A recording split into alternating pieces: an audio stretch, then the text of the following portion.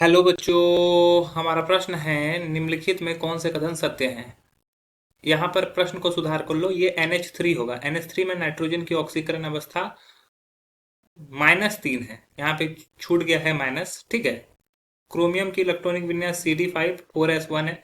Silver परमाणु परमाणु संख्या 47 में 23 इलेक्ट्रॉनों का चक्रण एक समान, 24 इलेक्ट्रॉनों का चक्रण विपरीत होता है। चुंबकीय क्वांटम संख्या में ऋणात्मक मान हो सकता है। चलिए समझते हैं इस प्रश्न को। तो अगर इस प्रश्न में अलग अलग कथन बोले गए हैं तो पहले प्रश्न को सुधार कर लेते हैं। यहाँ पे होगा NH3, ठीक है। और यहाँ पर अगर मान लो ये प्लस है, ठीक है, तो प्लस यहाँ पे दिया हुआ +3 है। तो ये हो गया हमारा मुख्य अवधारणा में हम लोग को अलग अलग स्टेटमेंट के हिसाब से अवधारणाएं को बदलनी होगी। जैसे पहला बात करते हैं NH3 की। अगर बात करते हैं NH3 की, तो यहाँ पे नाइट्रोजन का हम लोग को देखना है कि क्या इसका ऑक्सीकरण अवस्था होगा। तो नाइट्रोजन का ऑक्सीकरण अवस्था नहीं पता है तो X मान लेते हैं। नाइट्रोजन और हाइड्रोजन में विद्युत धनात्मक हाइड्रोजन है, तो हाइड्रोजन का +1 शो करेगा। और हाइड्रोजन 3 है यहाँ पे, तो 3 से मल्टीप्लाई कर देंगे। कोई आवेश नहीं है तो इन सभी का सम 0 होना चाहिए। तो X का वैल्यू -3 आ रहा है, लेकिन यहाँ पे हम लोग +3 माने हैं। कोई चार्ज नहीं है तो इसलिए हम लोगों ने +3 माना है। तो ये स्टेटमेंट हमारा गलत है, ठीक है। दूसरा है क्रोमियम का इलेक्ट्रॉनिक विन्यास 3d5 4s1 होता है। तो अगर क्रोमियम का इलेक्ट्रॉनिक विन्यास देखें, क्रोमियम का परमाणु संख्या जो होता है वो 24 होता है, ठीक है। जनरली इलेक्ट्रॉनिक कॉन्फ़िगरेशन जो होगा इसका आर्गन आर्गन 18 तक होता है, फिर 4s2 और 3d4। लेकिन यहां पर क्या होता है क्रोमियम के कंडीशन में, जब डी में 4 टोटल 5 इलेक्ट्रॉन रह सकते हैं, ठीक है। ये 5 कक्षा रहता है, 1 2 3 4।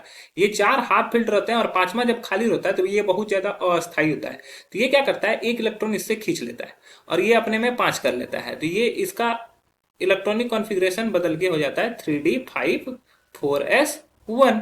तो इस अवस्था में ये चला जाता है। तो ये जो हमारा दिया गया है ये कॉन्फ़िगरेशन हमारा सही है, तो ये स्टेटमेंट हमारा सही है, तो ये हमारा सही उत्तर हो जाएगा। अब बात करते हैं तीसरे स्टेटमेंट की। तीसरा स्टेटमेंट में क्या लिखा हुआ है कि सिल्वर परमाणु परमाणु संख्या 47 में 23 इलेक्ट्रॉनों का चक्रण एक समान और 24 इलेक्ट्रॉनों का चक्रण विपरीत होता है। तो अगर सिल्वर Ag से डिनोट किया जाता है, इसका इलेक्ट्रॉनिक कॉन्फ़िगरेशन लिखें तो क्रिप्टन क्रिप्टन ये 36 इलेक्ट्रॉनिक विन्यास होता है इसका। उसके बाद होता है 4d10 36 और 10 46। और उसके बाद फिर होता है हमारा 5s1, ठीक है।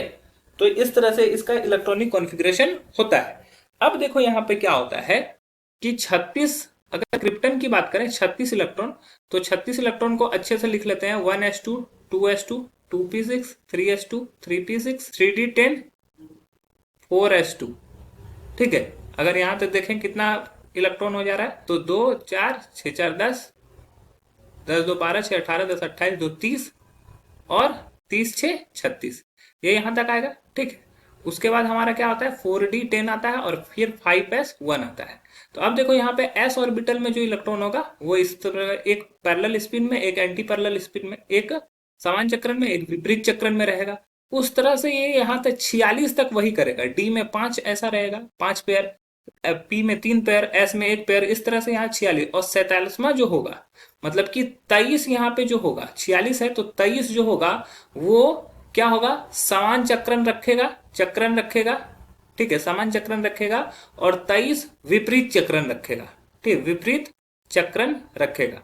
अब यहाँ जो 5s में होगा ये क्या करेगा, ये इस तरह से इलेक्ट्रॉन देगा, तो एक और इसमें चला गया, तो 24 चक्रण और उसके विपरीत 23 विपरीत चक्रण।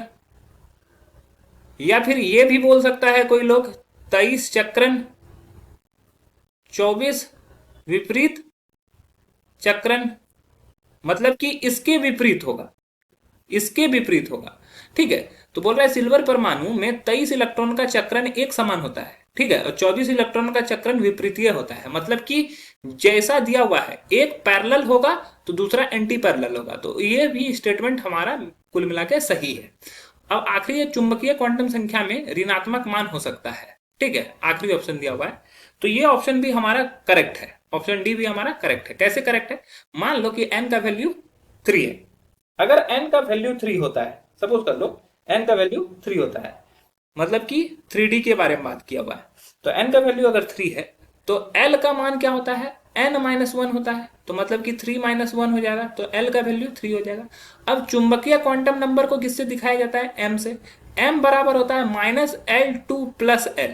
तो ये अगर +2 है तो m का वैल्यू होगा -2 से लेकर +2 तक, इसके बीच में जो सभी आएगा, -2, -1, 0, 1 और 2, ये सभी m के मान हो सकते हैं। तो यहाँ पर ऋणात्मक मान भी दिख रहा है क्या? तो बोल रहा है चुंबकीय क्वांटम संख्या की ऋणात्मक मान हो सकते हैं, तो ये स्टेटमेंट भी हमारा सही है। तो हमारे तीनों स्टेटमेंट सही हो गया, स्टेटमेंट बी, स्टेटमेंट सी तथा स्टेटमेंट डी। आशा है ये प्रश्न आपको भी समझ में आया होगा। धन्यवाद।